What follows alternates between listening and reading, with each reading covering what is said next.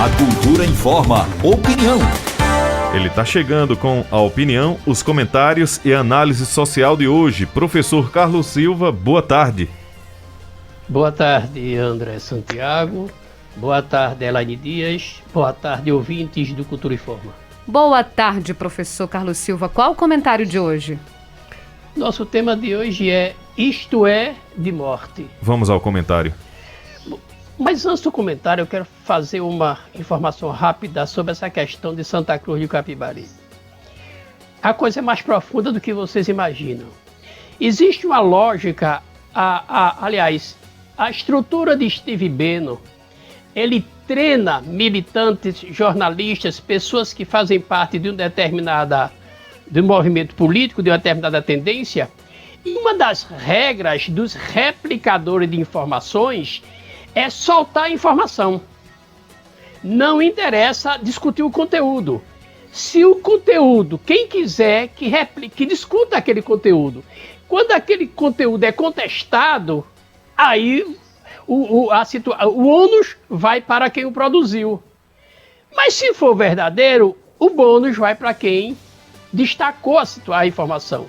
Então, é uma lógica de pulverizar uma informação errada, porque ela vai direto na cabeça daquele povo que não tem acesso à busca e pesquisa de informações, se é verdadeiro ou não.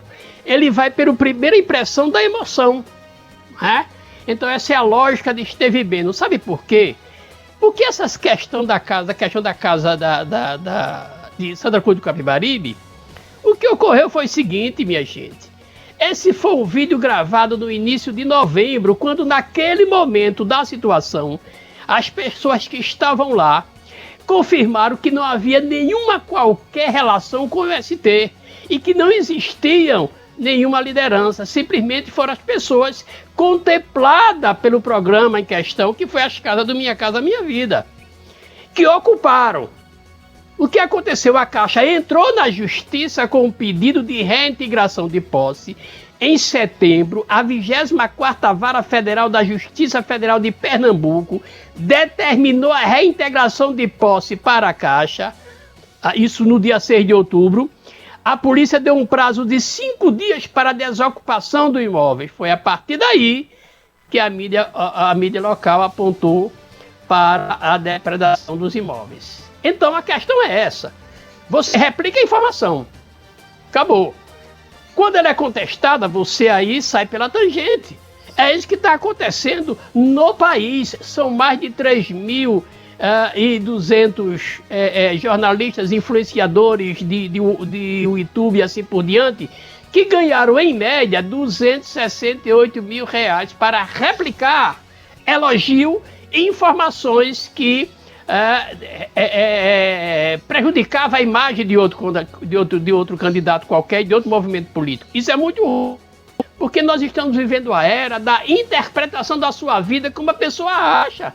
A pessoa não sabe qual é a sua realidade funcional e social, mas simplesmente interpreta como tal. E aí, para você desatar o nó, demora. Mas vamos ao comentário. A revista Isso É colocou a imagem de Bolsonaro com um estereotipado de Adolf Hitler e o chamou de genocida, que figurava o bigodinho dele. Mas a minha preocupação não é a matéria. Veja a coisa interessante, eu fui ver se havia alguma relação da imagem e do comportamento social de Bolsonaro, se tinha alguma coisa a ver com Hitler. E tem, tá cheio, por exemplo. Segundo o próprio Bolsonaro, no programa CQC, que esse programa não existe mais, ele disse que o bisavô foi soldado de Hitler. Em 2015, Carlos Bolsonaro convidou para discursar na Câmara e defender o programa Escola Sem Partido, uma pessoa, um senhor que se travestiu de Hitler. E depois Bolsonaro tira foto exatamente com essa pessoa travestido de Hitler. Em 2004, Bolsonaro emitiu uma nota de agradecimento a sites nazistas. Ele dizia, abre aspas, Vocês são a razão da existência do meu mandato. Fecha aspas. Posteriormente, mas um pouco antes, em 1988, o Bolsonaro fez um elogio a Hitler, disse que ele soube impor ordem e disciplina.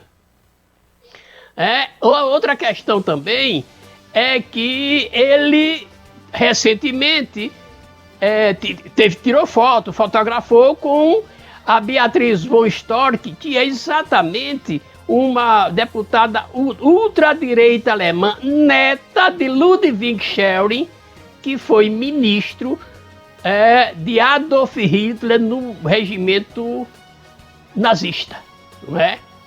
Então, veja que coisa interessante.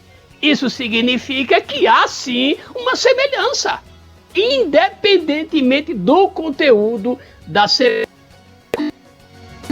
Então, esses sinais de simpatia entre Bolsonaro, ele mesmo se colocando nessa discussão com o nazista Adolf Hitler, isso credibiliza a revista Isto É a colocar a imagem dele como sendo Adolf Hitler.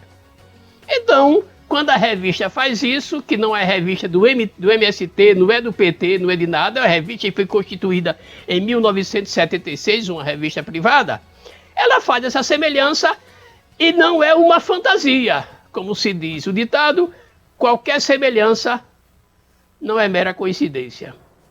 Era isso que tínhamos que passar para o ouvinte do Cultura Informa. Opinião é na cultura. Primeiro lugar em audiência, do jeito que você gosta. Você está ouvindo a Cultura Informa, o jornal do nosso rádio. Agora 1h mais 57 minutos. Faltam 3 minutos para as 14h. O ouvinte pode perguntar ao professor Carlos Silva pelo WhatsApp, Facebook e tem ainda o nosso canal no YouTube. A gente manda um abraço aqui para o Lícius Cavalcante pelas palavras que ele mandou aqui através de mensagem de voz. Muito obrigada, Lícius. O Manuel do Boa Vista diz: professor, mas o senhor quer defender o MST, essas pessoas que invadem terras e provocam caos? Manuel do Boa Vista. Sabe por quê? Porque ele não invade à toa uma terra. Porque o MST não está preocupado em invadir terra. O MST está preocupado com os grandes fazendeiros que, segundo a própria Constituição Federal, eles não cumprem, a terra deles não cumpre a função social. Estão antiprodutivas. Isso a Constituição Federal diz que o governo deveria colocar à disposição da reforma agrária. Por isso que eu estou defendendo, porque eu estou defendendo a Constituição Federal. Tem mensagens aqui no canal do YouTube, Rádio Cultura do Nordeste. O Wagner Sócrates Galdino da Silva diz: parabéns, Elaine, esse professor Carlos Silva é muito bom, diz aqui o Wagner Sócrates. Obrigado, amigo. O Cícero do Chique Chique, Zona Rural de Caruaru, diz aqui: maior Caixa Econômica, centro na justiça contra aquelas casas lá de Santa Cruz do Caparibe, porque os caras estavam lá morando sem as casas, ainda para ser entregue às pessoas. Eu não entendi bem o que Cícero quis dizer, mas acho que ele disse que tinha gente morando antes da casa ser entregue, algo do tipo. As pessoas contempladas pela demora da Caixa e pela necessidade, elas invadiram. Com a ação da Caixa Econômica, com a Polícia Federal, elas se revoltaram ao sair. E, naturalmente, houve depredação. O que não houve, veja bem, não é defesa ou ataque. O que não houve foi movimentos quaisquer influenciando aquela situação.